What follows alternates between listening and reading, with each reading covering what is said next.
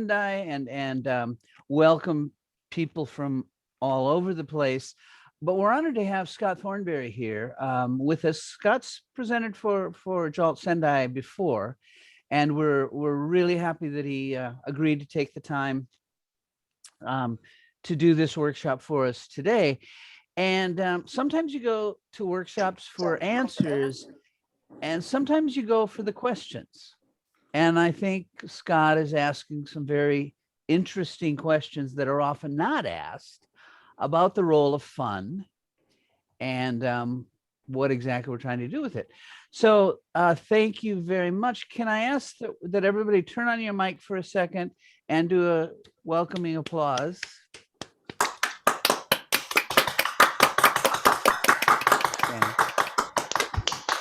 And then, depending on your situation, some people have lousy Wi-Fi or have to worry about your download and stuff like. If you want to turn off your camera, you can. But if you can leave your camera on, I mean, I think we all know what it's like to talk to a bunch of blank squares, and that's like frustrating.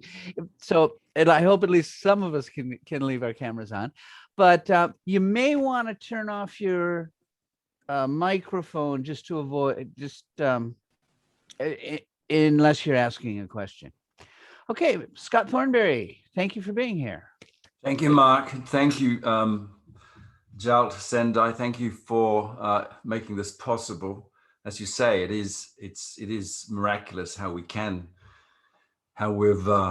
succeeded in overcoming the distances and the various layers of separation. And what I want to do today in the 2 hours that we have is, as Mark says, I want to investigate and problematize this notion of fun. And I'm doing it in 2 sections, which is kind of convenient because we've got 2 hours. And I don't actually think each section is going to last a full hour, but we'll have a little, if that's okay with you, Mark, and everybody, we'll have a physical break midway. We'll turn off you don't have to log off, but we'll close cameras and mics for 5 minutes just to have a stretch and a breather. And as we said, those of you who just arrived might have missed, I want this to be as interactive as it possibly can. There's a lot of people here. And the medium is not ideal. We're not going to go into breakout rooms, never fear, but I am going to keep an eye on the chat, and I'm going to put it to the test in a second, just to make sure that it's by asking you a question. So basically, if you've read the synopsis of this talk, as I say, it's in 2 parts. There's a kind of anti-fun part, yeah, and then there's a pro-fun part. But I can do them in either order. So that's up for this is the first fun activity for you to decide. So just into the chat box, just write, what would you like me to do first, pro-fun or anti-fun? And I'll see if I can get a kind of feel for where we're at. And this is, as I say, is a good way of testing the, this is amazing. We have a sort of fun. There's always a few outliers. I think it looks pretty conclusive, though, that no, anti, pro, fun, pro, anti. I think the antis were the first off the mark. Okay, it's true, Ryan. Bad news should be first, so anti-fun should be as well. Okay. All right, I think that's fairly conclusive. All right, so I'll start with the anti, and that means I'm going to open this. I've got 2 PowerPoints here, and this is the one we're going to start with. Can somebody give me the thumbs up if you can see that? Does that, Mark, is that? Yep, okay, terrific. Yeah, it's fine. So I'll explain what I mean by redux here in a second. but I just want to, well, I share with you, actually, some of you know that I collect old course books and textbooks and grammars and things, and some of which, actually many of which I found in Japan in my travels. And this one is actually, I think I found in Portugal. Yeah, Lisbon. Here's another one, the Spanish one, but it translates as English without effort, English without tears, part of a series, as you can see, the Asimil series, which still runs, in fact, which all have that title in one form or the other. Laugh and Be Merry is a book I found. It's a German kind of textbook produced just before, I think, 1937 or something, when Germans didn't have a lot to be merry about. But you get the feeling, you get from this, that there's a kind of, upbeat, fun-focused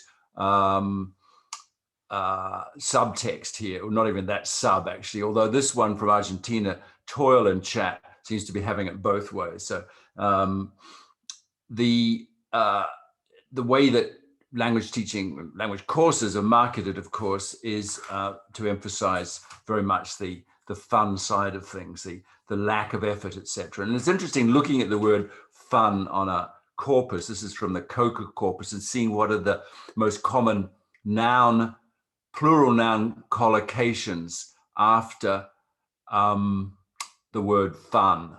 And perhaps unsurprisingly, fun things, which is so vague. Fun facts, of course, is a strong collocation. I'm often asked to provide fun facts about myself nowadays before conferences. I was spared that by Mark, thank you. But what's interesting is number 3, fun activities. And if you explore this and do a search on a search engine of that collocation, you'll find most of the references are to education of some description, mainstream education, particularly young learners education. So you don't have to read these, but I've just highlighted a few ones I've taken randomly from the internet. So fun activities is very much part of the discourse, if you like, of teaching young learners, but not exclusively young learners. And if you go and that's in mainstream education, if you look at our own particular field, English language teaching, and you go into any large website that is provides ideas, etc., for teachers, like the British Council Teaching English site, you'll find, again, just search for fun, and you'll find a lot of talks, or not so much talks, posts about activities, etc., for the language classroom, which are allegedly fun. And if you look at any, if you look at the catalogue of any large conference, like this is the IATEFL conference in 2018. These are many of the talks, if they're don't have the word fun in the title, have them in the abstract. I mean, I don't know whether the same applies in the JALT conference catalogue, for example, but it might be interesting to have a look at some point. And this is just from 1 year of the conference. And again, if you Google fun ways to learn a language, you'll get a lot of websites claiming to offer fun ways to learn languages, or wicked fun ways to learn languages in some cases. And those are the ones that could fit onto a screencast. And of course, as I said before, I mean, it's not just textbooks that market themselves as being a fun way to learn English or whatever language, but of course, online apps now do the same. And particularly, or as an example of a very well-known one, is Duolingo, which makes learning fun. And again, in their publicity on site, it's the most popular way to learn a language. It's 100% free, fun, and science-based. And there seems to be no sense there's any kind of contradiction there. So, in fact, actually, I don't know whether this was intentional, but when you look at some of the examples in Duolingo exercises, you wonder why their kind of surreal quality was it deliberate or was it accidental? I mean, here's a selection. The musician played the fiddle, but he died, for example. I think that's teaching Irish. Good morning, spider. Goodbye, fly. And this one, this is a nice piece of kind of profound philosophy. An eggplant plant is not a purple banana. The hamster talks Romanian. And this one I found just the other day. I don't know what the language is. I suspect it might be Finnish. The bride is a woman and the groom is a hedgehog. So as I say, this is sort of unintentional fun, perhaps, on the part of Duolingo. So what about all this, happy, clappy, fun approach to language learning? How grounded is it? Is it as scientific, perhaps, as Duolingo would like us to believe? And so what I want to do in this section is as I said before, problematize the notion of, and I'm going to dip back in time in mainstream education and reintroduce you to Neil Postman. Some of you will be familiar with his work, particularly this book, Amusing Ourselves to Death. Now, he was a kind of critic, an educationalist, but a critic of particularly some of the developments in education that he was witness to in North America in the 1970s, 80s, 90s. And one of the things that he was critical of at the time was the use that was being put by educationalists of television and the claim that television could make learning, mainstream learning, fun, or using the entertainment kind of techniques of television, which at that time was the mass media. So way before the internet, but making learning fun by co-opting the techniques and procedures of television. And he said here, television's principal contribution to educational philosophy is the idea that teaching and entertainment are inseparable. Yeah, that teaching is entertainment, entertainment can be teaching. He said this entirely original conception is to be found nowhere in educational discourses, from Confucius to Plato to Cicero to Locke to John Dewey. In other words, it is a kind of a fairly original idea. I mean, the idea that language learning should not be boring, or learning should not be boring, of course, predates television. And in fact, in our own field, if you go back this is Harold Palmer. I hope you'll recognize Harold Palmer because he did his formative major work in Japan over many years. And he wrote a number of books for teachers about teaching. One of the first methodologists who could rightfully be called an applied linguist.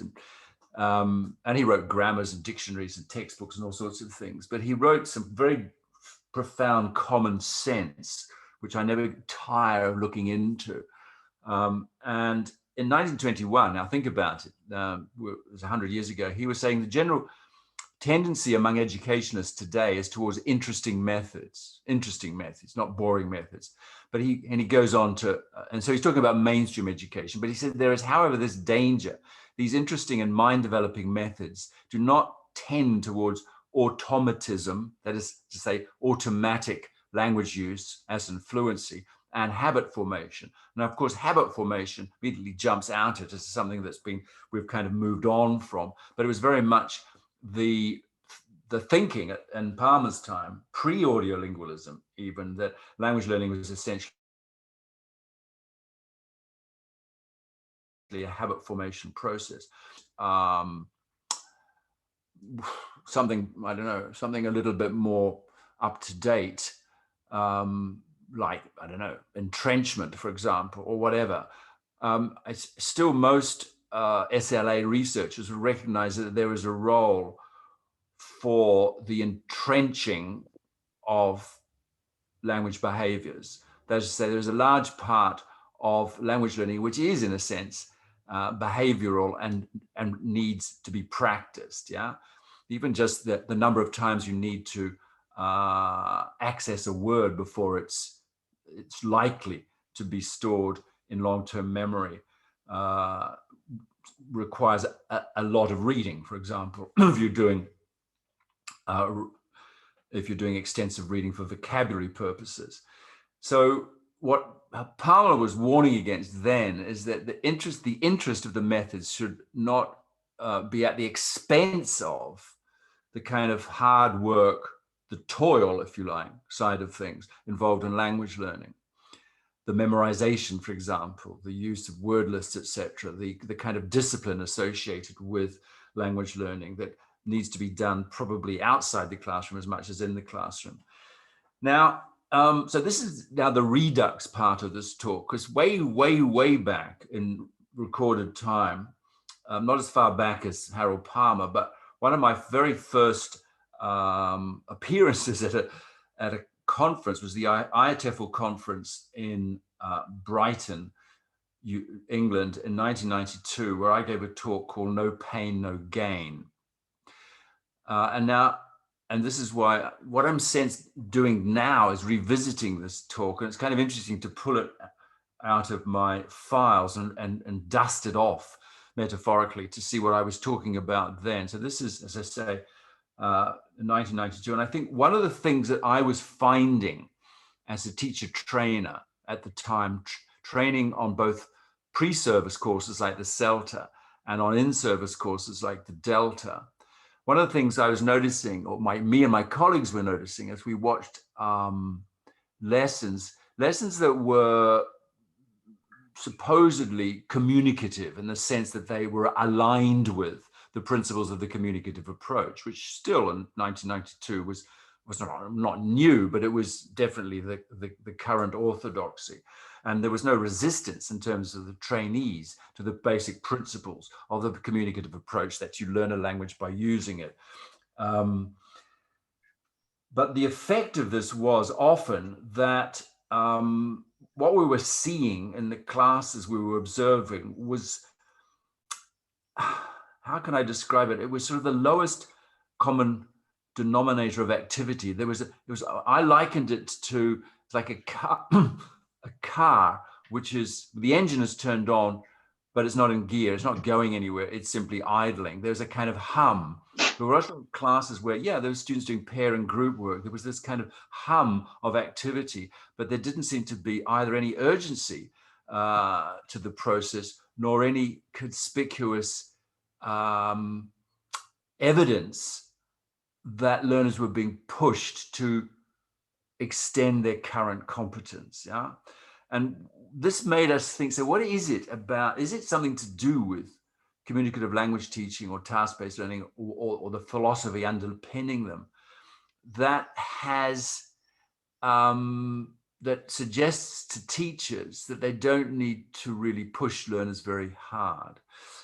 And if you look at some of the literature at the time on CLT, or communicative language teaching, you could sort of understand that perhaps this is perhaps not the intention of writers like Dick Allwright, but it was how it was kind of panning out in classroom practice. Dick Allwright said famously in 1979, if the language teacher's management activities are directed exclusively at involving the learners in solving communication problems in the target language, then language learning will take care of itself. And the teacher can be fairly sure of not being guilty of unwarranted interference in the process.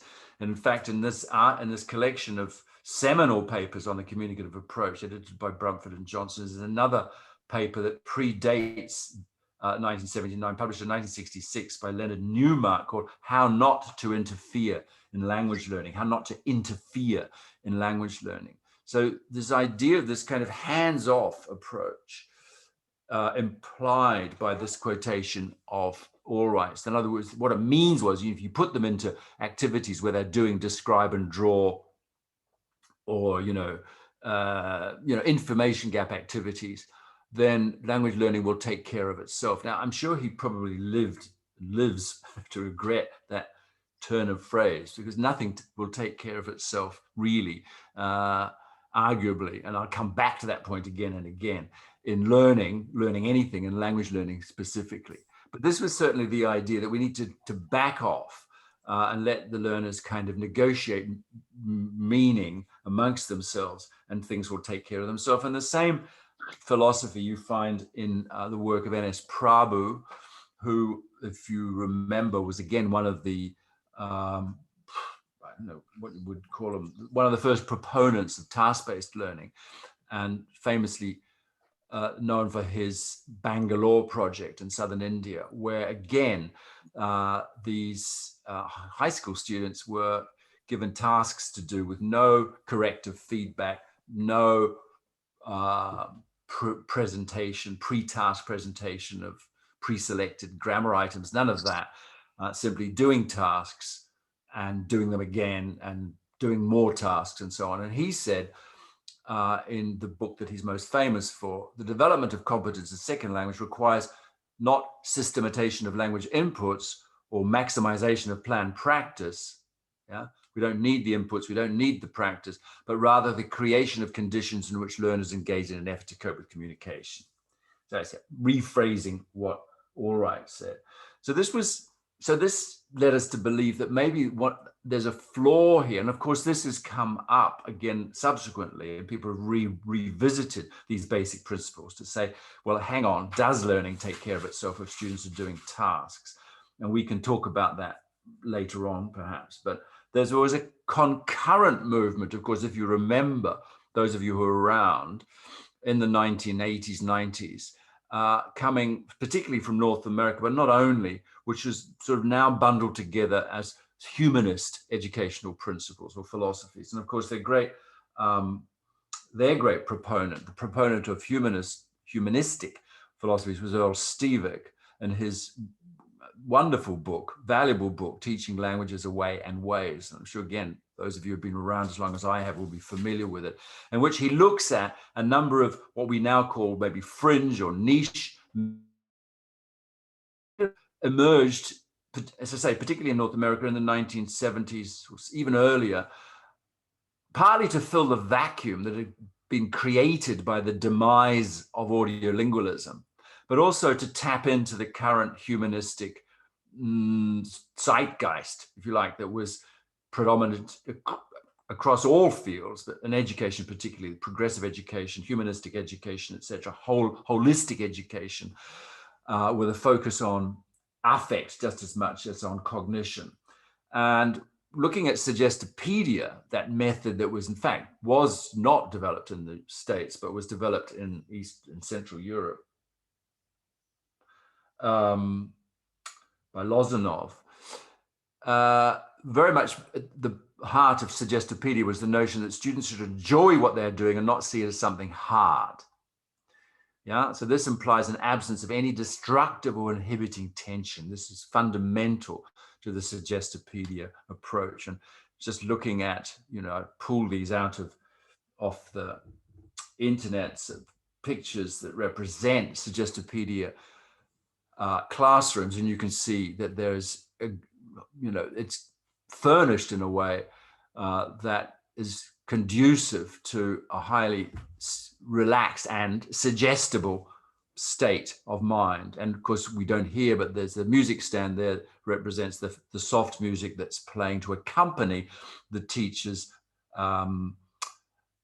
reading of the text in the target language and in the student's own language. And this is another picture taken off the internet, which when you do a Google image search for Suggestopedia, this one also comes up. And I'm not sure if this is preparation for activity, the end of an activity, but it's I think it says something to us about how relaxing the technique was meant to be. And of course, one of the other methods that we bundled together with Suggestopedia, total physical response, etc., is the silent way, which was also a European, or was it, intervention? And Gattegno, who was the architect of the silent way, says, in the study of languages, much of what is, coming back to the theme of sleep, much of what is decisive takes place during the night's sleep.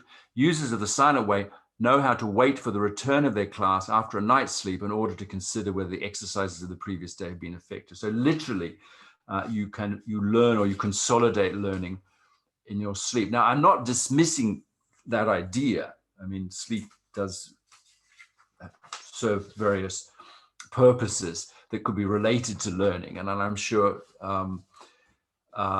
there's subsequently been research to suggest this, but what's being conveyed here is that the learning process should be as least stressful and even least active as possible. And of course, we associate this idea particularly with Stephen Krashen, who was, around at the time, still is, and still saying more or less the same things. His model of second language acquisition, just to remind you, which is kind of where the acquisition is driven by comprehensible input, has very significantly an affective filter built into it. And it's the affective filter that makes comprehensible input not intake if the affective filter is set too high. In other words, where learners are experiencing anxiety or stress or whatever, they will not be as amenable to the kind of input which Krashen hypothesized caused acquisition. And so the affective filter, I think, more than many parts of his model, has persisted. We hear it a lot, people talking about the affective filter. More recently, interesting, I'm not sure if you're aware of the work of this man, Sugata Mitra, who is famous for the Hole in the Wall project. How many of you are familiar with that? I need to keep a beady eye on. Okay. Good, thank you, Mark. Yeah, so this project was done in India, where Mitra comes from, and it basically set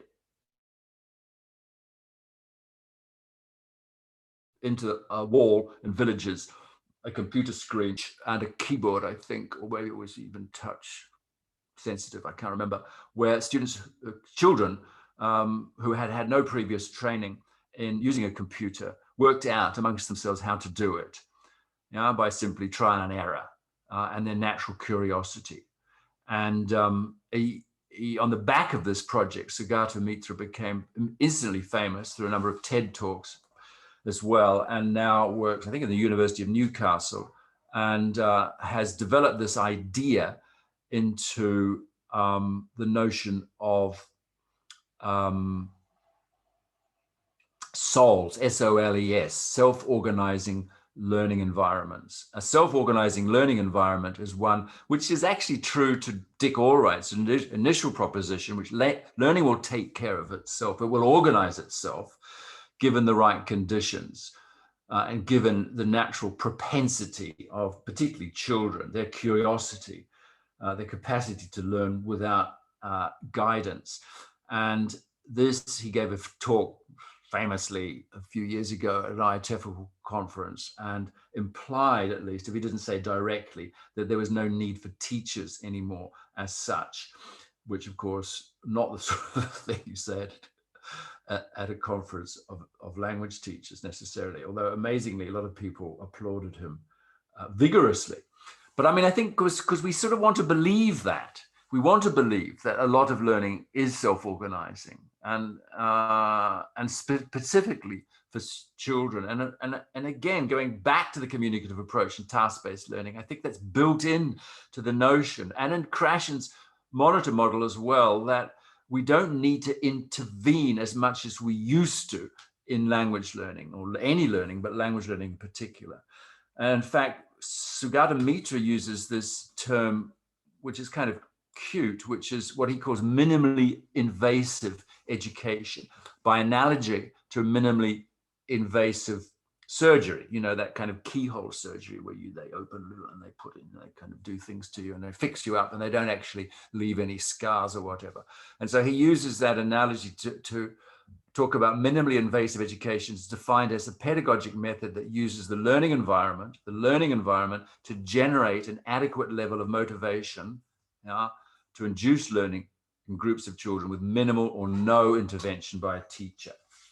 just as allegedly these children in these villages learned how to operate computers, which incidentally, if you go online and want to follow this up, you'll find there's a great deal of critique now of his methods and his claims for that study alone, the Hole in the Wall project. So he is a controversial figure. But I mean, you can see how attractive this is to anybody who's been in an education system which has been rigorously controlled by the teacher, the syllabus, the curriculum, the exams, etc. So what I want to do now, and to finish off this first half, is unpack this notion of fun, and consistent with these ideas and consistent with my talk that I did in 1992, no pain, no gain. And first of all, I want to make the point that fun is not attention, that it may be counter attention. Similarly, fun, more problematically, does not mean necessarily motivation. Now, attention, as anybody who's read any of the research by the cognitive wing of second language acquisition researchers, knows that attention is fundamental. It's key, a key component in any model now of second language acquisition. It wasn't in Krashen's, but it's very much, the feeling is subsequently that without attention, there is no learning. So you get statements like this from Nick Ellis and Peter Robinson and their book on cognitive linguistics. What is attended is learned, and so attention controls the acquisition of language itself. That's a big claim. It's all about attention. You don't learn things that are not attended. You need, and of course this goes back to people like Dick Schmidt, who with his noticing hypothesis, you need to notice things in the input that you're given. It's not enough to have comprehensible input. You need to actually pay attention in some kind of cognitive way to features of the input. And that noticing is a prerequisite for intake. Input alone, not enough. You need to notice things before they become part of your developing interlanguage system. And I think there's very few people would contest this claim. Of course, there are degrees of attention, and this is where it gets messier, and there's incidental and accidental and deliberate, and we know that in real life that some things we attend to fixedly for whatever reason. Other things just pass by our consciousness, but we're kind of aware of them, but they don't make a huge impression, like this talk. But so this is what I said in a blog post, looking at that claim and how its effects on classroom teaching. And an emphasis on activity for activity's sake may be counterproductive, and it serves to divert attention onto the activity itself and not onto the language that mediates the activity. So this is going back to these doubts that I had about the classroom, which was idling. There was lots of activity in these classrooms we were watching, but was there any attention? And one of the dangers of students doing games, etc., maybe is that the game element, and this was going back to Harold Palmer saying same thing. It might be at the expense of paying attention or doing the kind of spade work involved in language learning, the habit formation, if you like. And of course, this tendency has been exacerbated, it seems to me, by technology, which doesn't necessarily encourage us to be as attentive as we might like to think we are. Linda Stone, and I can't remember which, she was high up in the hierarchy of Silicon Valley in one of the big, Google or Facebook or whatever. She coined the term continuous partial attention way back in 2002. We pay continuous partial attention in an effort not to miss anything. So this is the notion of kind of multitasking. that we are being attentive, but it's distributed attention, and it's partial, and it's continuous, and it kind of erases itself. It is an always on, anywhere, anytime, any place behavior that involves an artificial sense of constant crisis. It's like, fear of missing out. And this is not necessarily conducive to the kind of attention that's required for educational purposes. So students, as we well know now, working online are not necessarily paying the kind of attention that we might wish them to. And it's very difficult to monitor online, coming back to this whole point about keeping webcams on, etc. There's a discussion there. And in an article that came up over 10 years ago, looking at educational technology, this writer says, though the educational potential of the internet is limitless, the educational potential, it is becoming apparent that wired students use technology less to learn than to distract themselves from learning. And you get situations, as I say, like this, where there's no obvious signs of attention. We don't know if the students are physically there, let alone whether they're attending to whatever we're doing as a teacher. So this is one of the byproducts, I think, of the technologization of education generally, and language teaching in particular, and why it has been very difficult in this last year or more to teach online, because of the attention factor alone. And this slightly longish quote, but it's worth dwelling on, and this is based on some research that was done in mainstream education into learning and people's judgments of what they think is good for them. And there's a kind of mismatch, is what the writers are saying here, between people's judgments of their learning, and how they learn best. Often a negative correlation with people's judgment of their learning, what they think they have learned and how they think they learn best. And move that, and what they've actually learned, and the way that they can actually optimize their learning. In short, our own perceptions, this is the key, of learning can be seriously misleading.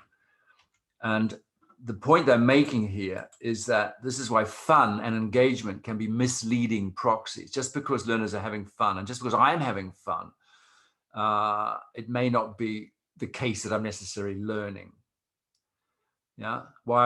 This is why learner surveys and happy sheets, you tick the smiley face or the frowny face, are such bad measures of what is actually learned, not helpful when designing optimal learning strategies and experience.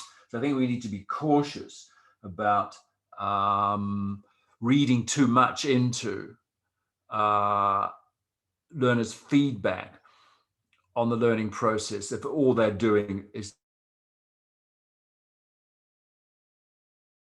ticking happy sheets. Now, Mark, I'd love to hear you, because I'm not saying that this is what you're vested in, is happy sheets, but of course, the notion that happiness is conducive to learning is very much part of your own writings and philosophies. And I don't want to trivialize it at this point.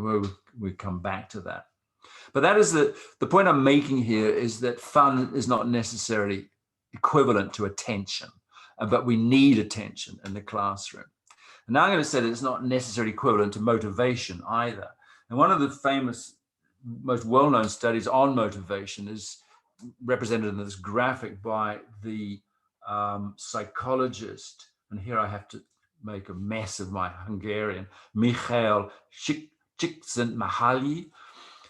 I was giving a version of this talk in Palma de Mallorca a couple of years ago to a live audience, and I said, well, I can safely pronounce this man's name because I'm pretty sure there'll be no Hungarians in the audience. And two hands went up in the background. I said, we're Hungarians. So they just happened to be on holiday in Mallorca, and they'd come along to this talk. Csikszentmihalyi. Anyway, you know him because he coined or popularized the notion of flow. Now, flow is this kind of optimal experience that we all have at times when everything's running,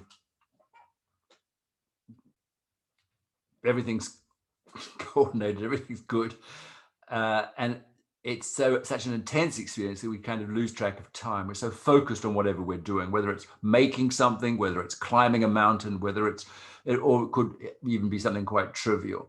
Now, what Csikszentmihalyi found in his research that when people are in this state of flow, there are two parameters that are kind of operating. One is the parameter of challenge, so that you need to be challenged. If you're under challenged, you're not going to experience this peak, the flow. Yeah, but you also need to have the skills to meet the challenge. And if you're under skilled, then you will be likely to be over stressed, yeah, because you don't have the skills to meet the challenge. So it's like when you're running for a bus and you think, because you used to be able to run for a bus when you were 27, when you try to do it when you're 71, you don't have the skills anymore. The challenge is the same. And of course, all the consequences, negative consequences follow. So what he says is to summarize, when challenge is high and when skills are high enough to meet the challenge, then those are the optimal conditions for this flow experience. And as I say, it can be anything. It can be a sporting experience. It can be a cultural experience. And he goes on to describe, and this is the point that I want to emphasize. And he says in a subsequent book to his original book, The Philosophy or whatever it was, The Psychology of Optimal Experience, he wrote another book and he summarized the earlier book. And he says here, contrary to expectations, flow usually happens not during relaxing moments of leisure and entertainment, not when we're watching television, not when we're listening to our favorite music, not when we're going for a pleasant walk after Sunday lunch, but rather when we're actively involved in a difficult enterprise, in a task that stretches our physical or mental abilities. So it turns out that when challenges are high and personal skills are used to the utmost, we experience this rare state of consciousness. But it's not necessarily in the more pleasurable kinds of things that we do. We need to be stretched. So you see, again, it's that no pain, no gain kind of philosophy here. And just to bring that back to language learning, Meryl Swain popularized the notion of push in some article she wrote back in the 80s. The idea that learners need to be pushed, or the learner's output needs to be pushed. And this was in sort of contradistinction to Krashen's notion of input. Krashen said, the input needs to be pushed. We need to push the input just one notch above what learners can decently understand. And that difference, the +1, provides the kind of raw material for acquisition. And Meryl Swain said, well, actually, no, learners are just happily absorbing input, but they're not actually saying anything or writing anything. Then chances are that they won't, the language system won't develop, because after all, when we're listening, we don't need to pay attention to most of the grammatical signals, the inflections, the little words, the auxiliaries, the articles, etc. And these things can just quietly slide by as we pull out the lexical content of the message. So she said, the learner's input should be pushed towards the delivery of a message that is not only conveyed, it's not enough just to communicate the message, but that it is conveyed precisely, coherently, and appropriately. And then she makes the point that being pushed and output is a concept that is parallel to that of the input +1, Krashen's input +1 of comprehensible input. And I've always and this, I think, when it was 1985, this was very much part of my no pain, no gain talk. It seemed to confirm my own suspicions that learners were not being pushed enough. And of course, now those of you who've followed the story further on will know that the Jim Scrivener and Adrian Underhill have developed this notion, this idea of, what do they call it? You see, isn't that interesting? I've kind of erased it from because what's it called? I'm going into the chat here.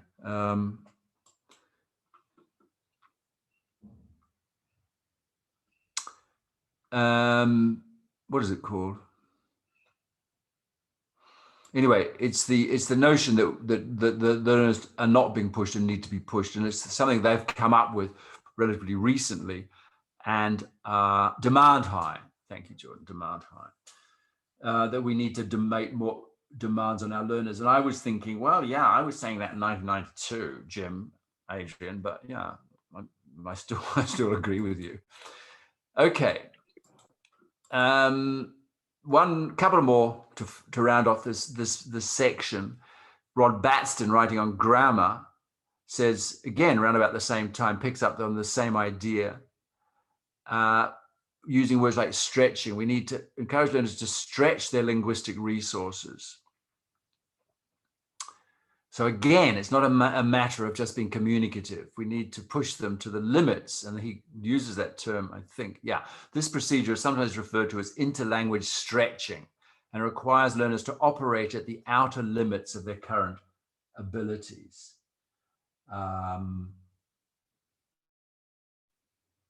And this is a wonderful article. It came out in TESOL Quarterly around about the same time again. These Canadian researchers suggested a methodology which encouraged the development of fluency by pushing learners, essentially, and by not only pushing learners, but saying that learners should be put into situations which replicate the kind of psychological pressures that they're under in real communication. And I think this runs completely counter to the humanistic school, the idea that learners should be maximally relaxed, lying on, listening to nice music, lying on carpets in their stockinged feet. And that's not the way that we actually use language in the real life. And if we want to create the situation in the classroom where learners are better prepared for the kinds of psychological pressures in which language is used, then we need to replicate those conditions, not all the time, but from time, even if it's just getting students to stand up and do a dialogue in front of the class that they've done sitting down, yeah? Or if it means filming them doing it, which adds a little bit of extra pressure, etc. Or getting them to do it a little bit more quickly, or whatever, or louder or whatever. But we're calibrating the pressure that's on them in the classroom because we want them to be better prepared for the kinds of real life pressures that they have in life. So fun, relaxation, game type activities are not necessarily conducive to these kinds of psychological pressures. And just one more distinction to make here is the difference between two kinds of stress, good stress and bad stress. And what we're talking about here is good stress. We're not wanting to put the learners in situations where they feel anxiety, not at all, but they need to feel that kind of like, oh, this is really important. I got to get this out and I've got to get it out in real time. So it's what the psychologist distinguish between facilitative stress and debilitative stress, or anxiety. Facilitating anxiety motivates the learner to fight the learning task. So it's the fight and flight kind of distinction here. It gears the learner emotionally for approval behavior. And it's what we often see when we see learners who outperform their competence when they're doing tests. Yeah, you say, my God, that's amazing. You did so well in that oral interview exam. I didn't know you had it in you. It's because it's this anxiety, that's the adrenaline rush that's facilitating their performance, as opposed to debilitating anxiety, which motivates the learner to flee the new learning task. It stimulates the individual emotionally to adopt avoidance behavior. And we've seen avoidance behavior in our students, literally avoidance behavior, avoidance of eye contact because they don't want to be asked, and avoidance in group work of any kind of participation. So I just want one more point I want to make to hammer the last nail in the coffin of fun, which is to look at how serious learners learn. really serious language learners, gifted, or maybe not gifted language learners. One of them is this man, Alexander Aguillas, who is what would be termed hyper polyglot, not just a polyglot, but a hyper polyglot, in the sense that there's a list there of some of the languages that at least he can, if not speak, he can read. And it goes on and on and on. And he has been studied, and he has got a website, and you can read about both the languages he's learned, how he learns them, and advice that he would give to other learners, or other learners who would like to be anywhere near as polyglot as he is. And one of the questions, of course, that comes up again and again when you look at these hyperpolyglots is this just a disposition they have? You know, is this an aptitude? And he would say that it's not. He would claim that he has no greater or less aptitude than any other language student, but he says it's all about drive, discipline, countless hours of systematic hard work, sustained interest and motivation, access to good materials, and intelligent methods and procedures for using them. If you have all these, there's no reason why you cannot achieve what I have achieved, or even more.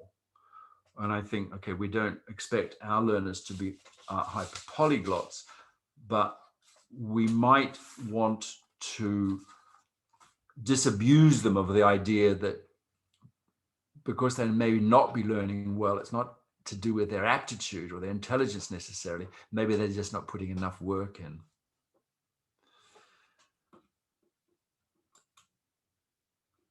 And that is the end of part one.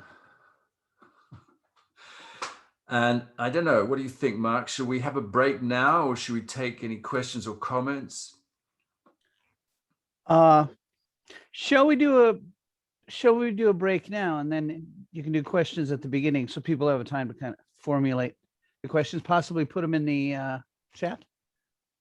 Yes. Okay, Rosalind, where your hand is up, because you're in Adelaide, and because I have a sister who lives in Adelaide, I'm going to give you special speaking rights now, and to ask your question, and then we will have the break because you put your hand up. Rosalind. No worries. I also put this in the chat box, but to sort of say, like the university that I work at, their EAP course is hyper stressful, not only for the students, but also for the teachers. And so I guess I'd sort of say, yes, there is fun, but there's so much expectation on the students. Like really fun is like in 5th place, at least in that particular course. Not all the courses are like that, but that one is. And these are students from where typically, Rosalind? Look, it sort of depends, but you know, as in much of the Western world, the bulk of the students are Chinese. Right. You know, like the rest, you know, you get a smattering of people from other countries, but mostly it's about 95% Chinese. Okay, so, fine. Yeah. The reason I ask that is that there's perhaps a discussion to be had, and I'd be very interested to hear from those of you, the bulk of the people in the room are obviously teaching in Japanese context and situation, and it's a largely, you know, monolingual context in the sense that they all speak the same L1 and they come from the same cultural and educational traditions. And there are obviously factors here that I haven't explored that will perhaps come up in the next part of the talk, which are to do with the expectations of learners, their previous educational experience, etc. And also, of course, as you imply, their goals and objectives. And if their goals and objectives are very focused, like, for example, passing IELTS or getting a 6.5 in IELTS, then they probably will not be very happy if it's all happy, clappy, fun kind of activities. So there's, you know, again, what perhaps I'm portraying a rather simplistic view of the state of play at the moment, because it's, you know, what I saw in my classes in Spain and that I was supervising was probably very different what a teacher trainer might see in their classes in Japan or whatever. I mean, that's something we might want to talk about. But let's have that break now. And so literally it's bang on 4 o'clock, isn't it, Mark? So let's take 5 and be back here and we can continue the chat, and then we can segue into the second half. Yeah. So I'm going to switch my camera off. I invite you to do the same. Okay, great. Emily, do you want to put on some background music during the break? Sure, I'll do that.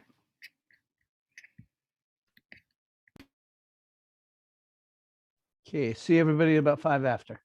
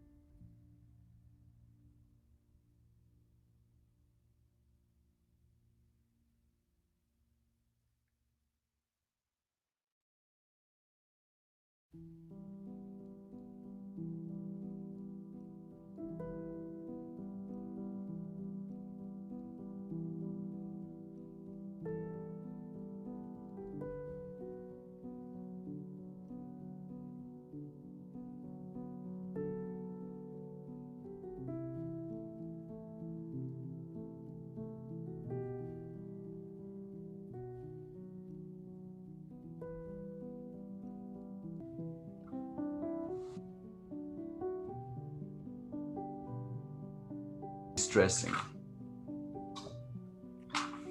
Sort of suggestopedic, yeah? Absolutely. Excuse me while I fall asleep.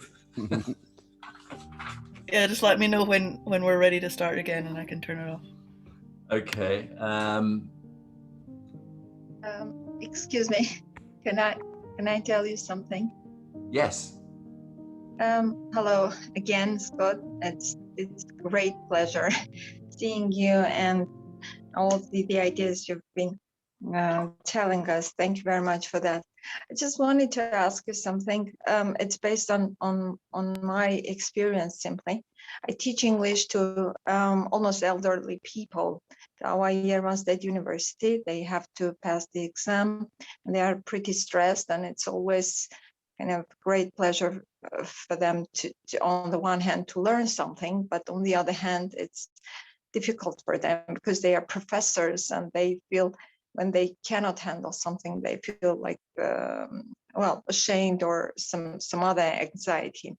I'd like to say that what I've noticed is the most valuable thing for them, at least this is what they say, is nurturing attitude. Not really fun, but nurturing. So when you have their back, you know how much of importance do you give to that? Especially I mentioned about ZPD. I think when you're assessing their abilities, but there is one other thing that you can never be sure how much they can stress when they are really motivated. It turns out they are surprised that they can put so much effort in it. So these two ideas, yeah. Well, Yes, Lilith, lovely thank to you. see you again. And you gave me a clue as to what you were going to talk about by posting Vygotsky into the chat. And in fact, I mean, literally just 2 days ago, I received a book I'd ordered some time ago, Sociocultural Theory and the Pedagogical Imperative in L2 Education, Vygotsky in Praxis and the Research Practice Divide, edited or written by James Lantolf, who those of you who follow sociocultural theory in SLA will know that name. Him and Meryl Swain, more than any two people, have been. And they were actually the first JALT conference I ever went to, incidentally, in, I can't remember the year, but they were the plenary speakers, Lantolf and Swain. But anyway, the point is, in preparation for this talk, I looked up stress, anxiety, push, all those kinds of concepts, thinking I'd be interested to know what Vygotsky had to say about this notion of, is the zone of proximal development one in which there is this notion of push, for example, or is it pull? Yeah, and I think I couldn't find anything, but so I'm really grateful for your comment, because you clearly know more about Vygotskian theory than I do, but I felt that it fits into the notion of the zone of proximal development, but I just couldn't find any particular references. The idea, scaffolding, for example, to what extent is scaffolding interventionist? To what extent does the teacher deliberately intervene in creating this sort of safe place in which the learner can take risks? So there's a tension there, isn't there, between safety and risk? And I guess that's what the zone of proximal development is partly about, particularly in young children, where they're talking to their parents, etc., that they're being pushed because there's a conversational scaffold, which is like asking them questions. But at the same time, because it's their parents and because their parents know how to phrase the questions, because not a lot is at stake, they feel very comfortable having these kinds of conversations, which they can participate. But it's a really interesting point worth following up. Thank you, Lilith. I'm sorry, one more thing, sorry, if I Yes. can. Yeah. So about scaffolding, also I have a fear that it shouldn't turn into spoon feeding, like they have to really, really put the effort. But at the same time, I've noticed that probably there are some similarities of teaching English to very young people and probably to elderly people. So I think that this is what they really need when they are over, kind of 70 or 60, 70. This is also my audience. So I see great difference. Just be careful how you categorize elderly here, please, Lilith. Well, I'm close to that. Yeah, I'm 46, and nowhere near close. You don't know what you're talking about. So I'm close to that point. Actually, now that you mentioned it, at another JALT conference, I attended a session about the teaching by a teacher of Spanish from Spain, who's based in Japan, on the teaching of senior classes in Japan, of course, and where there are a lot of seniors who've got time on their hands. And I noticed here also, when I came back from that conference, that a number of language schools, university departments have got special classes dedicated to the so-called seniors for language learning. And it's interesting when you read the literature on teaching seniors. Yes, you're absolutely right. There are, there's a lot of affective factors to take on board. But I think there's always, and Mark, I think, would agree with me, that there's affective factors at every age group. They just tend to be slightly different ones, perhaps. How your teenager responds to a classroom situation is going to be different from your 5-year-old, is going to be different from your 70-year-old. But that's not to say that the 50-year-old or the 20-year-old is also going to experience degrees of anxiety, etc.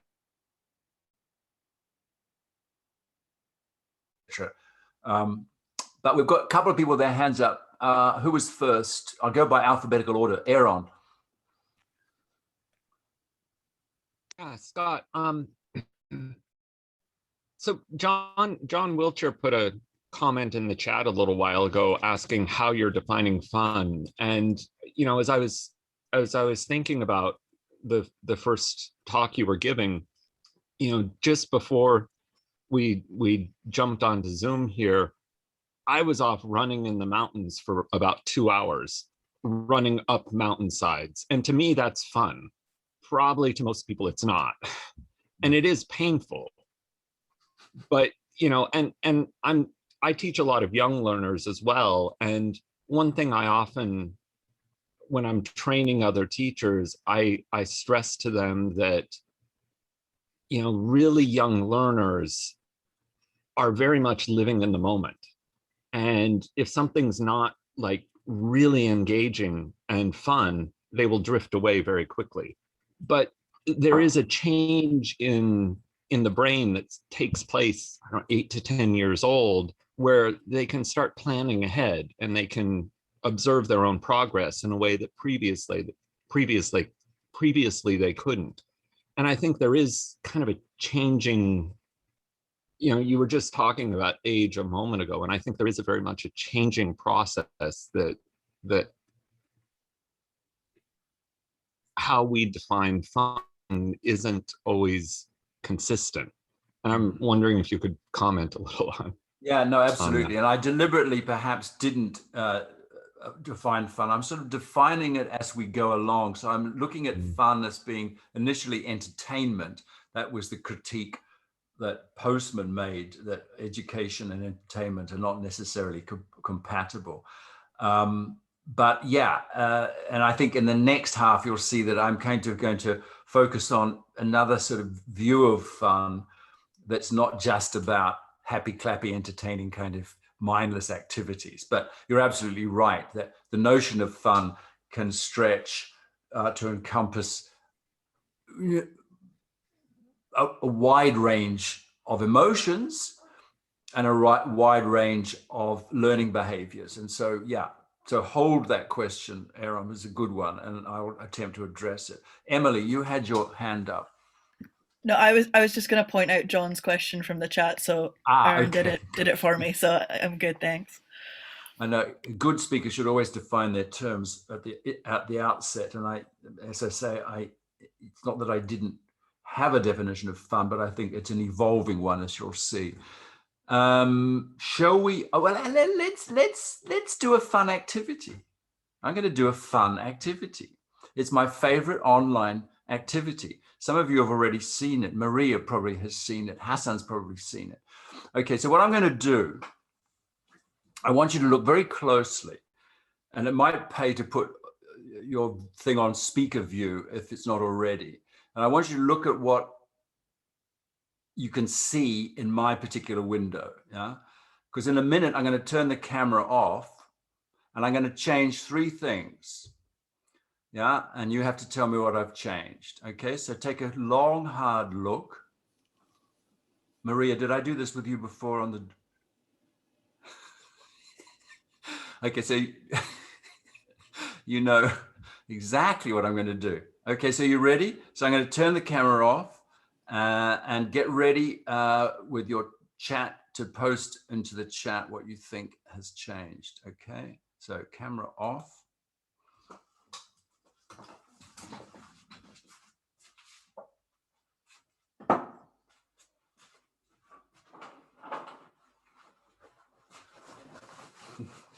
I should have turned the mic off as well.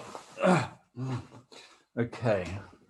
All right. Before I turn the camera back on, this is your opportunity just to post into the chat box what you think I've done, what you think I've changed, in order to see how clever you are. And then I'll show you.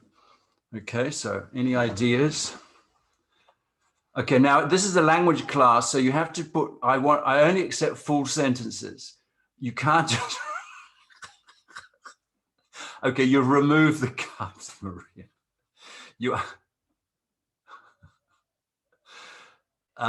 Jennifer says, I think this is a nice sentence. You've changed to a different bit. You changed it. You moved some of the books. Okay, we're getting lovely sentences now.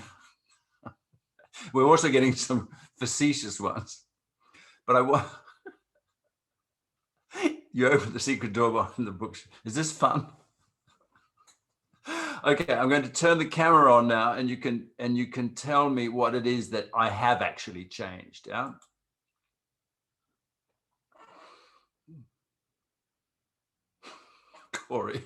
Corey, I'm going to send you out. Any more comments like that?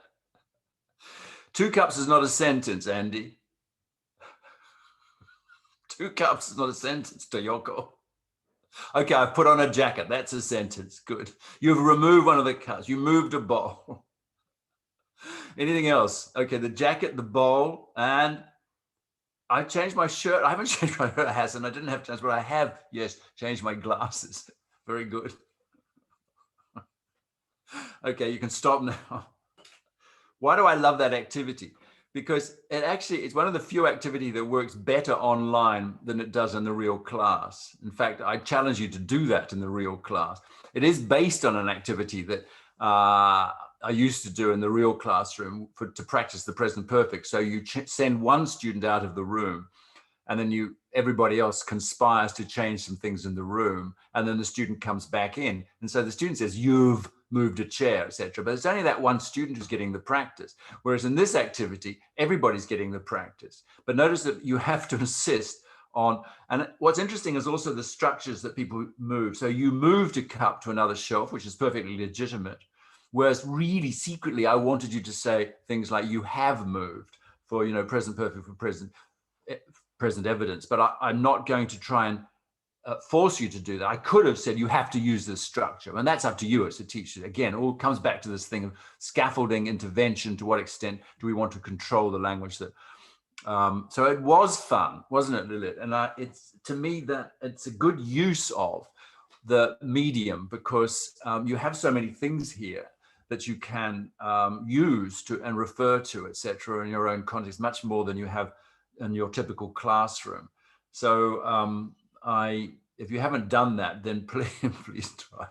Okay, so that was a fun activity. So now we're going to move into the nice part, and I hope this will sort of allay some of your fears that, oh no, this is not the one.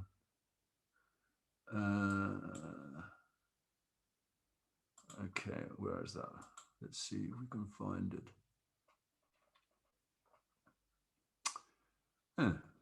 Interesting. I need to, open that. Sorry about this. This is the downside of teaching online. Okay. Okay, here we go. So, part 2. And I've called it all work and no play, which you'll recognize. What's the continuation of that well-known English proverb? Oh, Alison took a photo.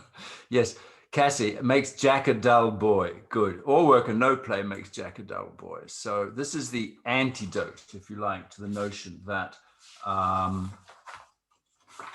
I'm going to take this jacket off, which you don't really need. I've made my point.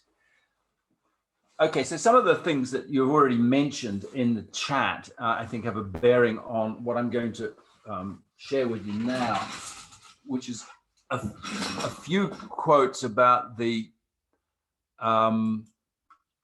anxiety. We've talked, I finished on the note of debilitative and facilitative anxiety, but a lot of the anxiety that learners experience in the classroom is of the worst kind. It's the bad stress. It's debilitative for all sorts of reasons. And this is where age comes into play, obviously, and culture and previous learning experience, etc. I mean, this quotation from a Chinese learner is kind of existential in the anxiety it expresses. This is when talking about speaking in English, he says, "When I hear my voice, I just hate it. It is not simply that my ears hate my mouth or my mouth hates my eyes. The inner conflict inhabits my entire being. This makes me feel that my own self is falling apart. Now I have 2 me's inside myself. A me with whom I'm familiar, presumably the Chinese self, and with whom I feel connected. The other me, presumably the second language self, is a stranger." So there's a real, as I say, existential dichotomy here. as the relating fundamental issues of identity relating to the language use. And it comes from a book which looks at silence in language learning. And one of the, obviously enough, one of the causes of silence is this existential identity, anxiety, anomie, I think it's called in the literature, to the sense of not having a real identity anymore as you transition into another language. And there's a lot of documented evidence, anecdotal, etc., about this condition.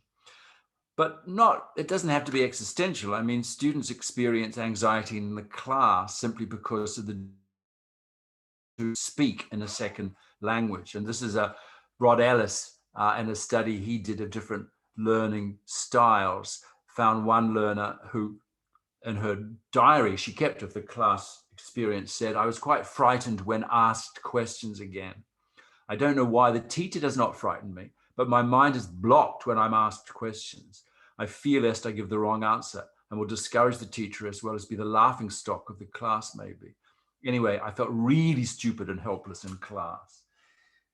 So again, whether from the perspective of being a student or the perspective of being a teacher, we're familiar with that kind of anxiety which renders learners silent, or at least reticent, shy, blocked, embarrassed. And it often actually manifests itself in the kind of opposite behavior where students are so nervous that they kind of laugh hysterically. You would even notice that. There's a nice quote from a novel by a British writer called Barbara Pym, and she's doing an evening class in Portuguese. And she says it was odd to be learning something again, but there was a certain lightheartedness to the process, as if we had shed some of the intervening years since school days. We laughed inordinately at the smallest jokes, finding something amusing in the most ridiculous trifles. And when we were actually given homework, it seemed the funniest thing of all.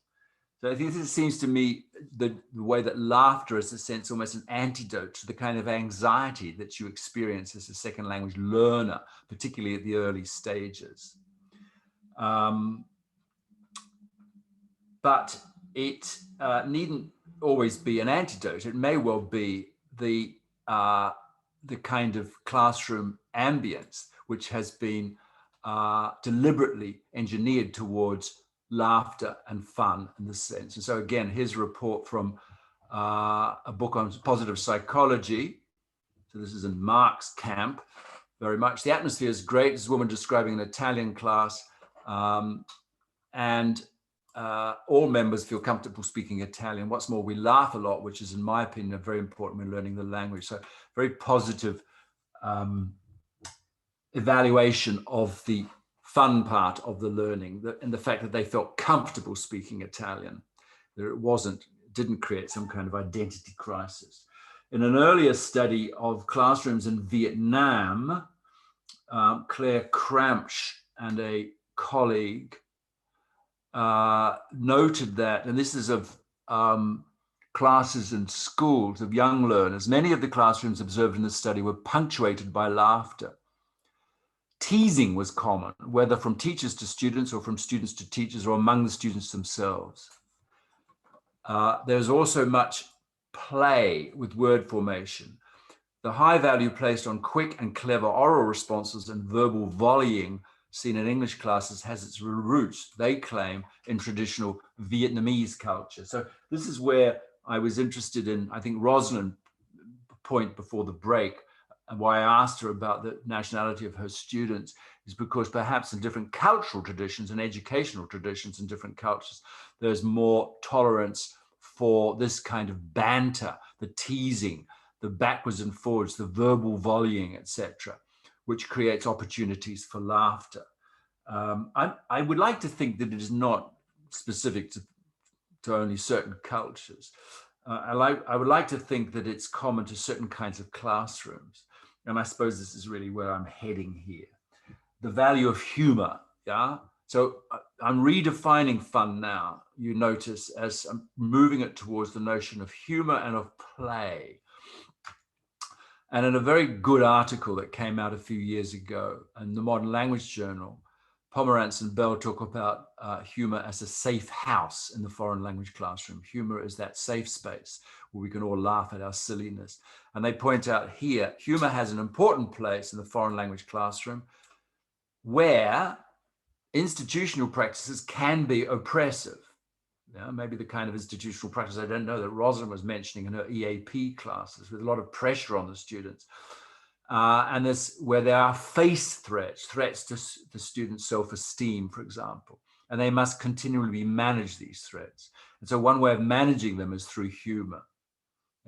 As students struggle with making meaning in a new language, and often before peers, they're in front of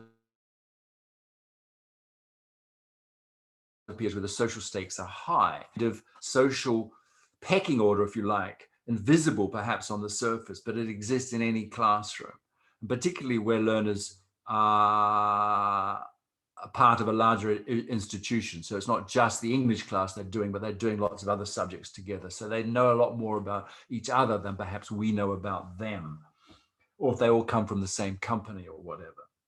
And so, maybe Steve was right about his affective filter, that we do need to take it seriously. And that's why the idea has persisted. And whether we buy the idea of comprehensible input being the single, the sufficient condition for language acquisition, whether we buy that or not, we still can't dismiss completely the importance of the affective filter, the way that affect filters our learning experiences. And of course, this has been shown conclusively, chemically, that if you reduce the affective filter chemically, you can make language learning, you can facilitate language learning. And the famous studies that are quoted here by Rod Ellis, I don't know whether they've ever been replicated, but Giora, his name always is associated with these studies. Learners were administered quantities of alcohol and Valium in order to reduce the level of inhibition. And they noted that alcohol resulted in better pronunciation up to a point, I imagine, but Valium did not. A result that has interesting possibilities for application in language teaching, says Rod Ellis, who's very, very rarely uses exclamation marks, but even he, I think, was vaguely amused by this finding. So disinhibiting, is that a word? Or de-inhibiting the learners would seem to be an important thing to do, given the possible anxieties that they're experiencing at the level of identity, of participation, etc. But this idea that we need to make the experience less inhibiting goes back. Of course, it predates these studies. And going back to our friend Harold Palmer again, in that same book, in the same chapter of that same book, having said that we shouldn't sacrifice hard work for interest, he does concede that interest, making lessons interesting, if not fun, but interesting, is important. And he itemizes 6 factors which contribute to interest. The elimination of bewilderment, confusion, a sense of progress, competition, game-like exercises, the right relationship between teacher and student, variety. And I just want to focus on number 4, because that one would seem to be germane to the notion of fun and play. And he goes on to say game-like exercises. This is 1921. He's fairly astute, was our Harold. In the case of young students particularly, a considerable amount of interest can be induced by making certain forms of exercise so resemble games that the pupils do not quite know whether they are playing or working. But again, he has the caveat that the only danger here is that the language games may not further the student sufficiently in the habit-forming process, obsessed with habit formation. But he's got a point. So it's a trade-off between having fun, playing, and working. And of course, now we are familiar with the concept of gamification in educational technology, the idea of making, like Duolingo kind of apps, making them, giving them the characteristics of other online games and apps to induce motivation. And there's a considerable amount of literature about that, not all of it in favor of the notion of gamification, for the same reasons, I guess, that relate back to what Harold Palmer's slight misgiving here that the fun element might counteract the work element. But people have developed methodologies that really have focused particularly on this the importance of disinhibiting the learners. And one of the names that comes to the top when you look at the literature on this is John Rassias, who's an American educationalist, language teacher in the 60s and 70s and beyond. But he became very prominent in this period because, again, it was that period of alternative methodologies. So Rassias's methodology was based very much on clowning, on the bizarre, the unexpected. He allegedly would break eggs on students' heads if they made an error. I don't know how that contributed to positive stress, but and here he is in later life. He's now passed on, but he did say that we need to have the courage to be bad, to make mistakes. But you've got to speak. You don't learn a language without making mistakes. And so one way of detoxifying the process, if you like, was to turn it into comedy. So play, fun, entertainment, whatever you like. And of course, you're probably familiar with Li Yang and his crazy English movement in China in the 90s and early part of this century, where he filled whole football stadiums with learners chanting things like, "I am not ashamed of making mistakes." And this is based on his own experience as a learner of English, where he was ashamed. He was silenced in the classroom through fear of making mistakes. So he developed a counteractive methodology, which involved chanting sentences, the top of your voice, in unison, and designed to de-inhibit the learners. And so he says here, quoted in an article about him, you have to make a lot of mistakes. You have to be laughed at by a lot of people, but that doesn't matter because your future is totally different from other people's futures. In other words, you need not fear, and your self-esteem is not at risk because it's your language for your purposes, and therefore you can safely ignore the scorn or laughter of others. So I think, again, the popularity of his method was that it was about this, it counteracted the tendency in the educational system to make errors seem to equivalent of some kind of moral failure. And so going back, in fact, interestingly enough, to I have to pronounce this again, Csikszentmihalyi, although the quotation I showed you in the first half suggested that flow experiences happen when we are highly concentrated, and the kind of running that Aaron was talking about, that he did earlier today, where he experienced flow, from what I understand, but it was challenging. He had the skills, but it wasn't exactly fun necessarily. So that, in other words, the flow experience occurs during peak attention and concentration. But there is evidence to suggest that he also did value the notion of enjoyment. And this article from the same book on positive psychology says that he describes enjoyment as a key component of flow experiences. So enjoyment meaning whatever we want, engagement partly, but certainly positive sensations. Here, flow is characterized as a sweet spot in optimally challenging activities where one is neither feeling overwhelmed nor under challenge. So it's not just about concentration, effort, attention, etc., but there's an enjoyment. And what was interesting, actually, I'd never read the results of this, but I was at a session that Richard Schmidt gave a few years ago before he passed on, where he introduced me to the notion, or asked Csikszentmihalyi's work, and he replicated Csikszentmihalyi's research in Thailand. And he found, instead of challenge and skill as being the major parameters that dictated or determined whether an activity caused flow or not, he found in Thailand that one of the major factors that emerged from their research was fun, whether the activity was fun. So I'm finding this really interesting that maybe, again, it comes back to how we define fun, but that the cultural ramifications of this have yet to be fully explored. But here is a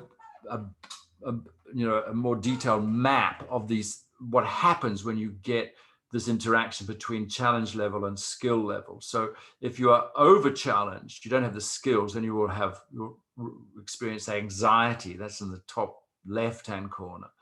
Whereas if you're under challenged and you don't have the skills, you will just be relaxed. Or if you have some skills, you'll be bored. And apparently, because the archetypal activity for boredom that induces boredom, if it's sustained for any length of time, because it doesn't challenge you, is watching television, allegedly. Yeah? The more you watch, the more bored you become. So while there's nothing in there that says fun, and you can see that certainly there could be a place for enjoyment in the mix. And another writer who writes on Csikszentmihalyi says, play and flow appear to be mutually constitutive. In other words, where there's an element of play, there's likely to be an element of flow. You don't have flow without play. You don't have play without flow, in a sense. And so I want to look at the notion of play. So coming back to this thing, how do we define fun? I think one way we can define fun is that it has playful, ludic elements. And here he is. I knew I had him somewhere. This is for Lilith. He had something to say about this, but not about effort, stress, or etc., or intervention, but about play. Play, this is in children, obviously, creates a zone of proximal development of the child. In play, a child always behaves beyond his average age, above his daily behavior. And when children are playing cowboys and Native Americans, or cowgirls and Native Americans, they are pretending that they're adults, yeah? In play, it is as though they were a head taller. He were a head taller than himself. So very, very central to Vygotsky's developmental psychology is the notion of that play allows you to enter the zone of proximal development in a sense and move to the limits of your competence. And you see this, of course, in language play in children. And this is an example, I mean, hundreds of examples, looking at first language acquisition, the kind of things that children do. So these two boys are twins, and they're recorded doing these kinds of routines. So Toby and David, you silly, no, Toby silly, you silly, no, you silly, no, not you silly, no, not no silly, no. This goes on for pages. So again, playful use of language. And of course, we recognize this as language teachers. We see this as repetition too. And then another famous study of a young, slightly older learner, Nora, who was an immigrant from Central America, I think, in the States, learning English as about a 9 or 10-year-old. And they've tracked her progress in the playground and the sort of things that she did and said. And one of the things she took part in was this kind of playful, which they call syntactic play, where she would run things through.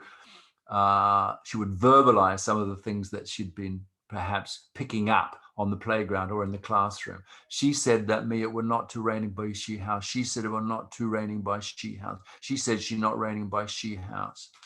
And the researchers comment she was particularly quick in figuring out which parts of the expressions and her repertoire of formulas could be varied and in analyzing them. So again, we see here the way that playing with language impacts on language development, both in the first and the second language. And the person who's written most about this most recently is Guy Cook, in an excellent book on language play and language learning, which came out 10 years ago now.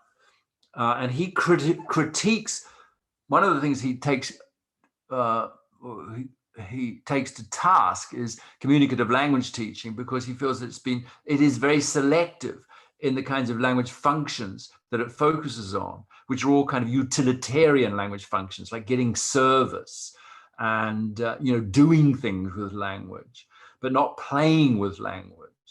So he says here, in practice, communicative language teaching often turned out to be as selective with the uses and functions of language as traditional grammatical syllabuses had been with language arts. In particular, it neglected those pleasurable, emotive, and controversial aspects of social interaction which are expressed through the genres of play. And he felt, so his whole argument is we need to incorporate more of these kind of ludic, playful activities and features into language learning, because that's what language is used for a large extent. And of course, when it does happen, it's wonderful, and we love it and we celebrate it. This is an activity, an example from a class of teenagers, yes, here in Spain, having what I call a paper conversation. So they're role-playing a situation in this case, but they're writing the script as it happens, yeah? So they're passing the paper backwards and forwards, like texting. And so the role play is between a mother and her son. Mum, says the son, I want to ask you something. The mother passes the paper, yeah? The mother, the person playing the role of the mother, says, what is the question? The son says, I want to get a tattoo. Mother, you can do what you want. Okay. Okay, what? Says mother. I'm going to get a tattoo. And then the mother says, no, this is happening in real time. She says, with one condition, it has to say, I love mum. Son says, are you crazy? Like you, I want another mother. Okay.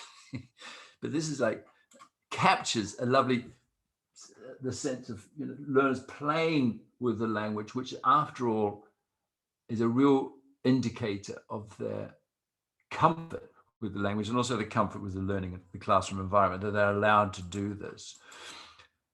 And then another study done in Hong Kong with high school students there noted that sometimes the students subverted the course book. They kind of, they turned the dialogues into, they made them indecent. Yeah, these are teenagers. These students managed to have a carnival type of laughter through creating indecent English dialogues within the school walls. And they add, through populating the English language with their own local social languages and voices, they have appropriated English for their own purposes. So again, they see this as being a positive thing, that the learners is in a sense being subversive with the language in the course book. The carnival atmosphere that it generates, the laughter, etc., as being positive. So again, going back to that article by Pomerantz and Bell, it's another article about play. L2 language play has an important role in the development of learners' identities, multi-competent selves, and communicative repertoires, as they sum it up. And then another article, which came out recently, also in Applied Linguistics, they examine the notion of playful talk, and they make the similar point, actually. I'm just spelling this out, that play offers learners the opportunity to experiment with a wider range of voices, yeah, like playing the mother, for example, which stretches their socio-linguistic competence. Subversive language functions. So these are the functions that Guy Cook says are missing from traditional communicative syllabuses, which are very utilitarian, but such things as assessing, complaining, critiquing, or chastising. We could add teasing. Remember, teasing was mentioned in the study in Vietnam, banter, etc., those kinds of activities, thus extending their communicative repertoire. And joke telling, it's not listed here, but the ability to tell a joke to make people laugh is one of the supremely most pleasurable things you can do in a second language. I've discovered, if you can make somebody laugh in a second language, that's a flow experience. And play offers the opportunity to do conversation, which is, after all, the baseline for meaningful communication. And play, of course, has another meaning. Play meaning play as in act play, as in drama. And I guess we're moving really some way now away from fun, but I think I want to stretch the meaning of play to include drama activities. And just to mention this nice study that was done where learners were given a matched syllabus, which was notionally communicative, but one group of learners was also doing drama activities. And they found that the group that was doing drama activities were significantly more fluent than the other group which was also learner-centered and communicative, but just didn't have the drama activities. And then they added that the drama techniques that they employed in their study appear to help learners develop strategies that are generalizable to a variety of novel speaking tasks. So in other words, the drama just didn't make them better at doing drama. It percolated into their fluency across a range of speaking tasks. So drama as an extension of play, as an extension of fun, would seem to have important role to play, particularly, in disinhibiting the learners in ways that perhaps reduce the anxiety or turn the debilitative anxiety into facilitative anxiety. And of course, performers all know what it's like, those 5 seconds before they go on stage, how nerve-wracking that is. Just as speakers at conferences know how nerve-wracking it is, but what a great sense of flow you get when everything clicks into place. So the nerves, the tension, the stress, etc., are important, because without that, you probably would underperform. But at the same time, they're not debilitative. Yeah? And that's something that, as I say, that actors learn, performers learn. Interestingly, it's 10 in the morning here, and I've just come from a night's sleep in which I had an extremely stressful dream about performing, doing a talk at a conference, but it was in the open air for some reason. And I just lost the thread completely. And the audience started wandering off, and playing actually started sort of performing and carrying on. And I was left with 3 people in the room. But I'm pleased to see that unless Zoom has got its stats wrong, I've got 63 people in the room. So something's going on. So last quote before we open it up for a few more questions.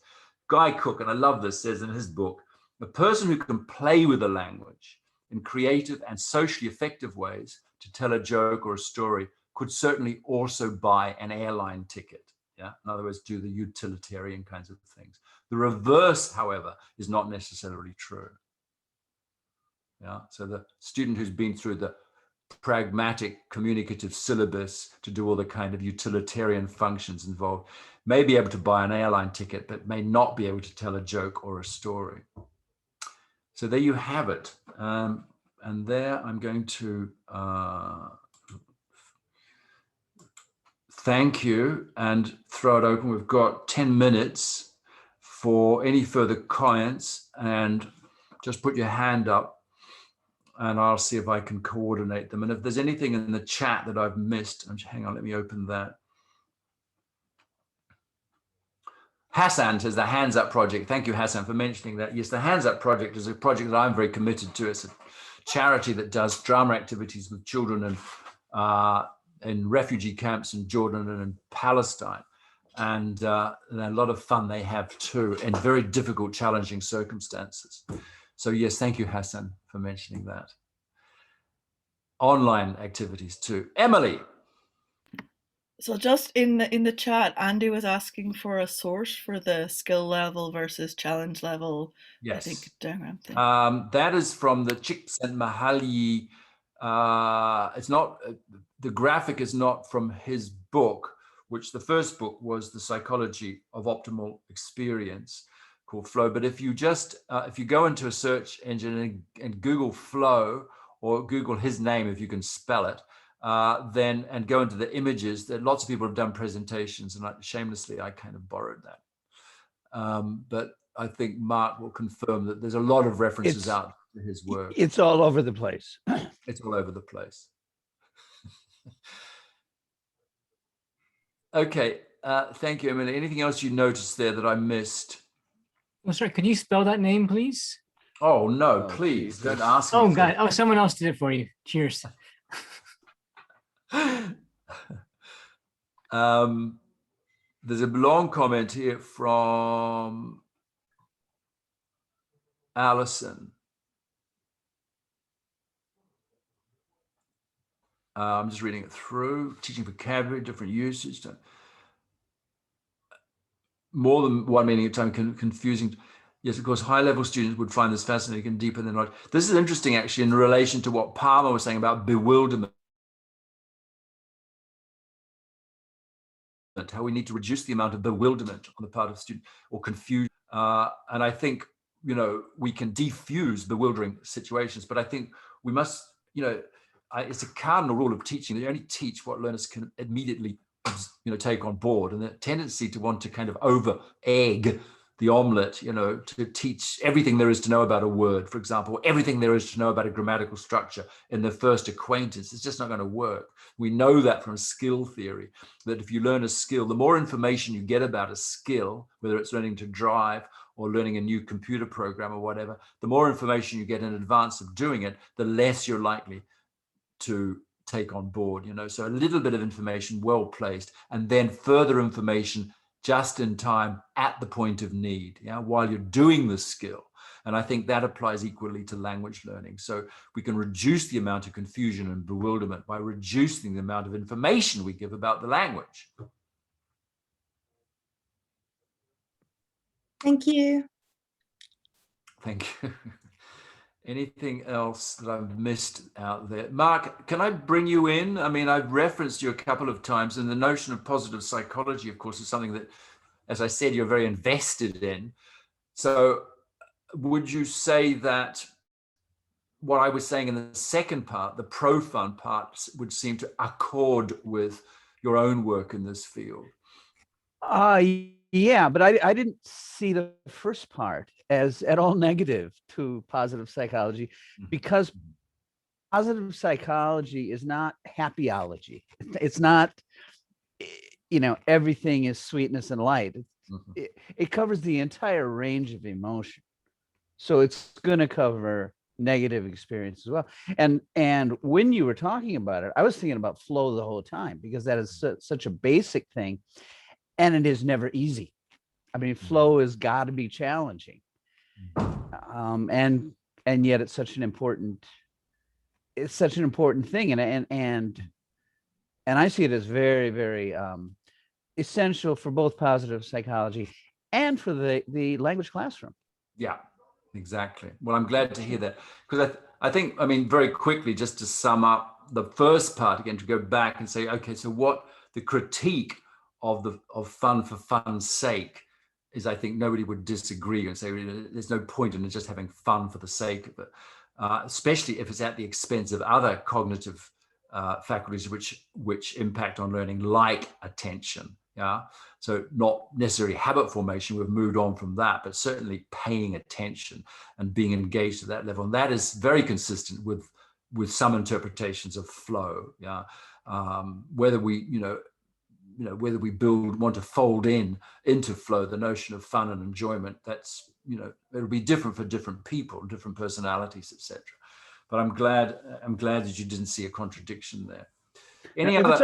If it's okay, Yeah. I will, if people are interested, because we have people from all over here, if you're interested, I've got a website for English language teaching activities related to positive psychology.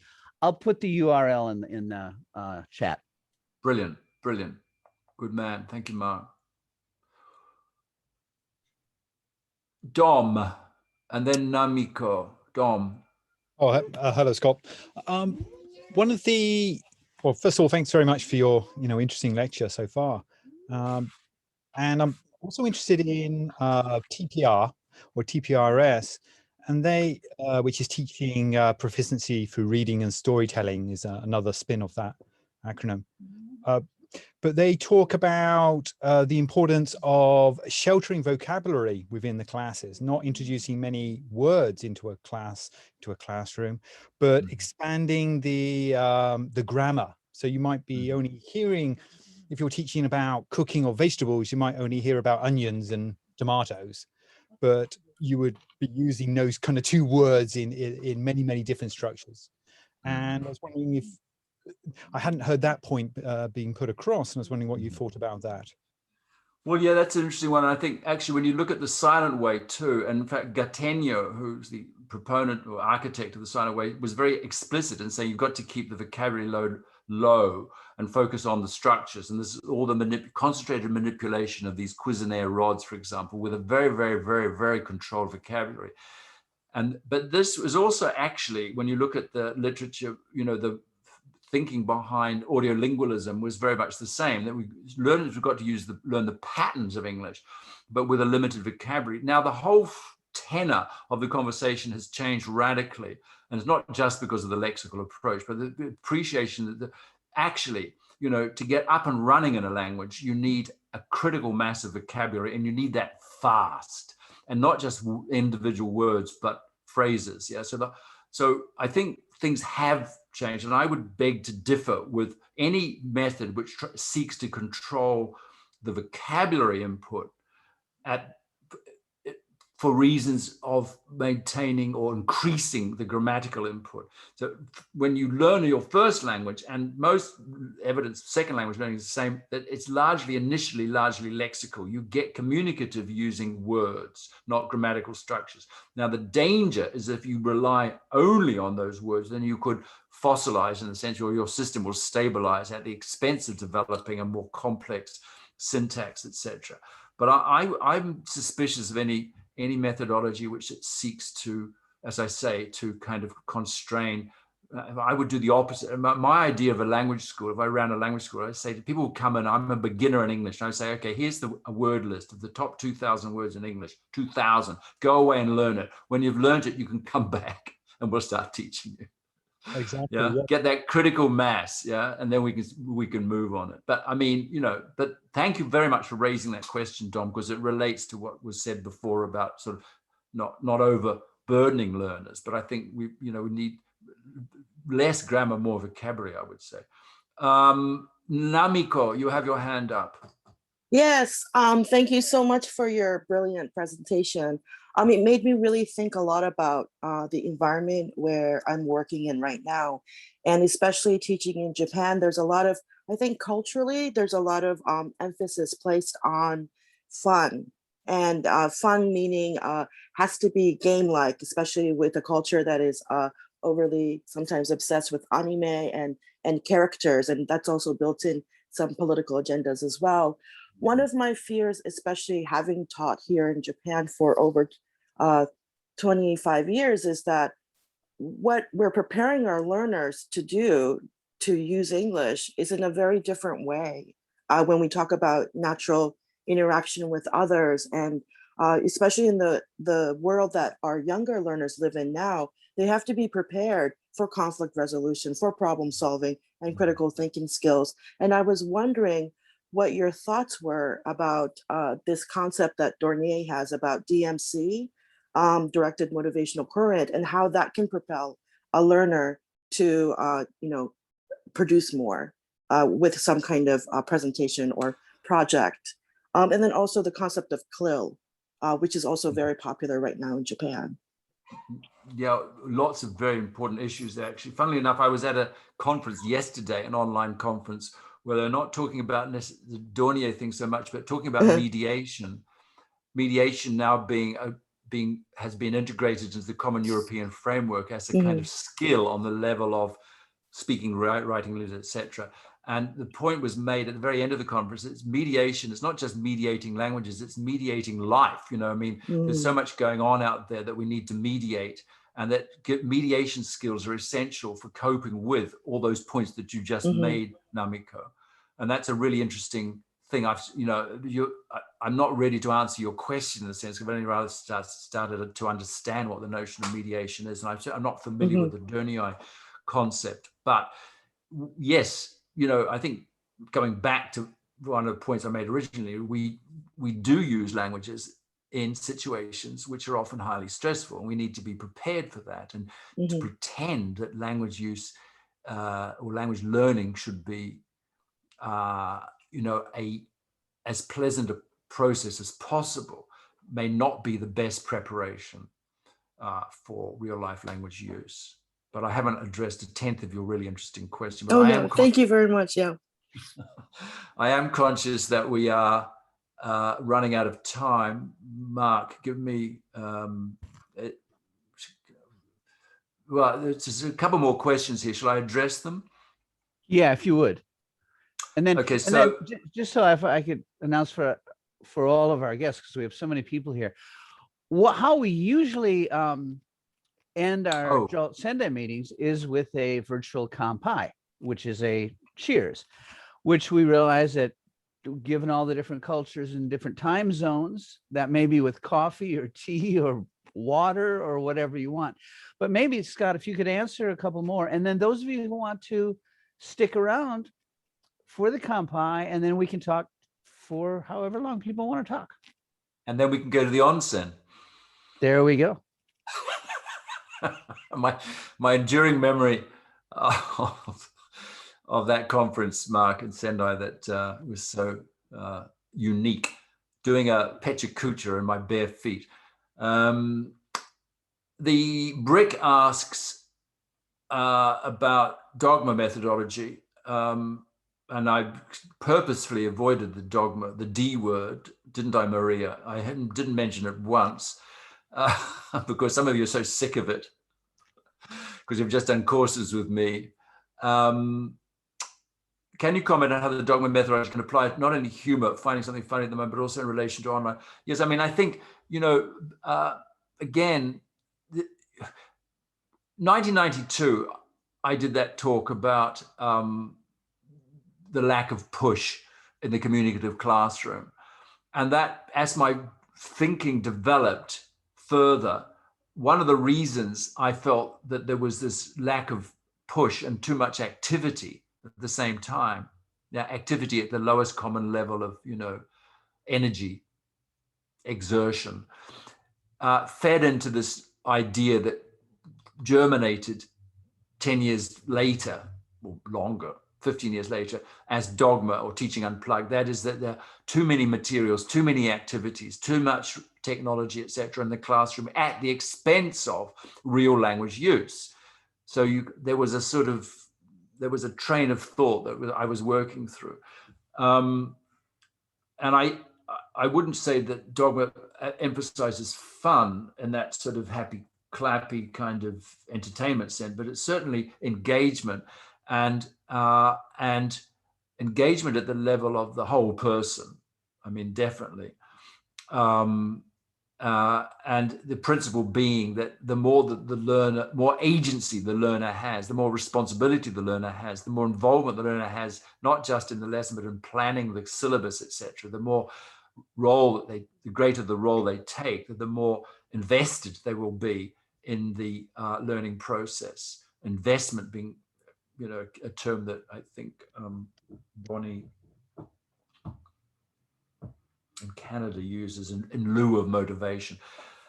So yeah, so in the long answer to short question, yes, I would say that there is a connection here with what I'm saying, and that the whole flow thing, I think too, is very, very compatible with a kind of dogma approach. Rory, hi Rory, says, and I'm out of my comfort zone here, I say, when I read your question, because it's about neuroscience. And as much as I am trying to catch up on neuroscience, I'm not in a position yet to sort of talk about how this impacts on what we know about the brain. Maybe you can tell me, but I certainly would seem to be a very interesting line of research, definitely, to look at how, how language activities in the classroom generate endorphins apart from anything else. You know, what activities do we become addicted to because they're so pleasurable? But at the same time, which of those can maximize learning and memory? And the whole relationship between memory and affect, of course, is something that lots of people have written about. You know, that what we remember is what is salient, and what causes us a strong emotion, whether negative or positive. So, and this is why we remember things, the humiliations we experience in the classroom, but hopefully also remember those moments when we were like flowing, when we were really articulate and everything seemed to be falling into place. But it's, yeah, lots of work and reading to be done on my part about neuroscience. But thank you, Rory, for raising that. Yeah, thanks, Scott. It's the same for me. I think I have a lot of reading to do on that topic myself. But I like this idea of hacking our own brain. By the way, if people are interested, the JALT Mind Brain Education SIG, Special Interest Group, does a free monthly magazine on ELT in neuroscience. So I just put up the URL, and please come along. It's free for anybody. You don't have to be a member of SIG. It's just like we want to stimulate the discussion. Good, thank you, Mark, because I'm conscious that a lot of work is being done in Japan amongst those who are very committed to researching this area, and you've had conferences, etc., on mind-brain learning, etc. So thank you for that link. As I say, I need to do some homework myself. So is it time for the Kampai? Oh, okay. Emily. Yeah, Emily, you're alerting me to something else I missed. Yeah, there's just one question left in the chat from Darren, who was asking about your drama reference and if you knew what type of activities were studied. Good question, Darren. This is the reference to the Galan et al. Study, which showed the positive impact of fluency of students doing drama activities. I actually don't remember what they were doing, but there was nothing unorthodox. I think they were just scripting and rehearsing and acting short drama pieces, I think. But I don't, it certainly wasn't anything as elaborate as putting on a costumed play to a public. It was all done within the classroom itself, as far as I remember. And which, again, very similar to the kinds of activities that these children are doing on the Hands Up project, which scripting and presenting short plays, which they are performing, but online to students in other schools in other countries. Okay, so okay, how about yeah. Okay, guys, can I ask that everybody unmute yourself, turn on your mics, and let's do a loud Sendai thank you. Thank you. That was wonderful. That was wonderful, Scott. Thank you, Scott. Thank you. Thank you. Now, Thank you very much. Thank you. Okay, can we take a 5-minute break? So get something to kampai with. And as I said, we got people from all kinds of cultures. Some of you are fasting right now. So I don't know what the sun is doing in your neighborhood. So you may or may not be able to kampai with us, but you can do without anything. But let's take a 5-minute break. And then, so we'll meet back at 15 after. Steve Broderick, can I ask you to answer the question about the video of this? I didn't see the question. We are recording today's video in the online history of JALTSendai. We have recorded many videos. We have yet to successfully publish one. So this is going to be the first one, we hope. And when it's available, I guess we'll probably make it available through the website. Yeah, Jordan was asking about how to get a copy of it. Yeah, thank you. There has to be a copy first. But yeah, so probably through the website. Yeah, check the JALTSendai. I do have the email address, so I can probably send a mailing out as well once it's available to folks who attended. That'd be great. Thank you.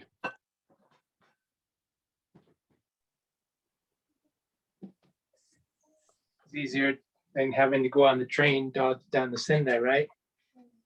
And then spending money to dinner, right?